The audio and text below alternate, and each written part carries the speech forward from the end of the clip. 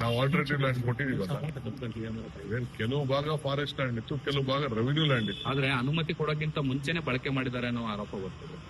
ಆಗಲೇ ನಮ್ಮ ರೈತರುಗಳಿಗೆ 40-50 ವರ್ಷದಿಂದ ನಮ್ಮ ರೆವಿನ್ಯೂ ಅವರು ರೈತರುಗಳಿಗೆಲ್ಲ ಕೊಟ್ಬಿಟ್ಟಿದ್ರು. ನಾವು ಅವ್ರಿಗೆ ಕಾಂಪನ್ಸೇಷನ್ ಕೊಟ್ಬಿಟ್ಟಿದ್ದ. ಆಮೇಲೆ ಅವ್ರು ನಮ್ದು ಫಾರೆಸ್ಟ್ ಅಂತ ಬಂದಿದ್ದಾರೆ ಅಷ್ಟೇ.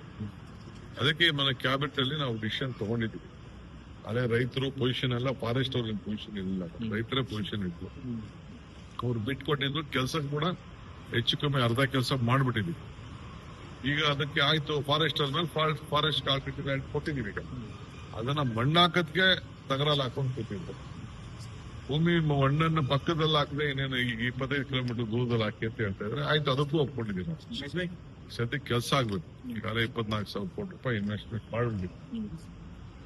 ಅದಕ್ಕೆ ವಿಚಾರ ತಿಳಿಸಿದೀವಿ. ಕ್ಲಿಯರೆನ್ಸ್ ಮಾಡ್ತಾರೆ ಅನ್ನೋ ಒಂದು ವಿಶ್ವಾಸ ನಮಗಿದೆ. ರಂಭಾಪುರಿ ಶ್ರೀಗಳು ಡಿ.ಕೆ. ಶಿವಕುಮಾರ್ ಅವ್ರಿಗೂ ಕೂಡ ಸಿಎಂ ಆಗ್ಬೇಕು, ಅವ್ರಿಗೂ ಒಂದು ಅವಕಾಶ ಸಿಗ್ಬೇಕು ಅಂತ ಹೇಳಿದ್ದಾರೆ. ನೀವೇನ್ ಹೇಳಿ? ಅದೆಲ್ಲ ಆಮೇಲೆ ಮಾತಾಡೋಣ. ಈಗ ಸದ್ಯಕ್ಕೆ ರಾಜ್ಯದ